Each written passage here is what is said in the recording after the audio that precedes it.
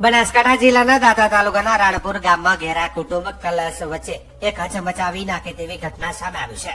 પતિ પત્ની વચ્ચે ચાલતા અવારનવાર મતભેદ અને ઝઘડાઓ વચ્ચે પતિએ મધરાત્રે પોતે સૂતી પત્નીના માથાના ભાગે કુવાડીના અને ઘા ઝીકીને તેની કરુણ હત્યા કરી નાખી હતી. મળતી માહિતી મુજબ પરિવાર રાતે સૂતેલો હતો ત્યારે અચાનક પતિએ પોતાની પત્ની પર કુહાડી વડે હુમલો કર્યો હતો અને માથાના ભાગે કરાયેલા ઘા એટલા ગંભીર હતા કે મહિલાનું ઘટના સ્થળે જ મોત નીપજ્યું હતું. હત્યાના સમયે પીડિતા બૂમો પાડતા પતિ પત્નીના 12 વર્ષના બાળકની ઊંઘ તૂટી ગઈ હતી.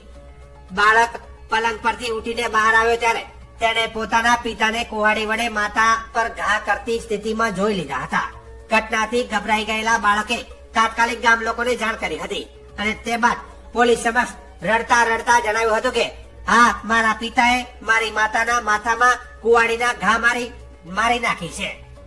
રાણપુર ગામમાં ભયાનક અંતઃકાંડને પગલે સમગ્ર વિસ્તારમાં શોક અને ડર છવાઈ ગયો છે. દાંતા પોલીસ ઘટના સ્થળે પહોંચીને મૃતદેહને પીએમ માટે ખસેડી વધુ તપાસ શરૂ કરી છે. પ્રાથમિક તપાસમાં કારણ ઘર કંકાસ હોવાનું સામે આવ્યું છે.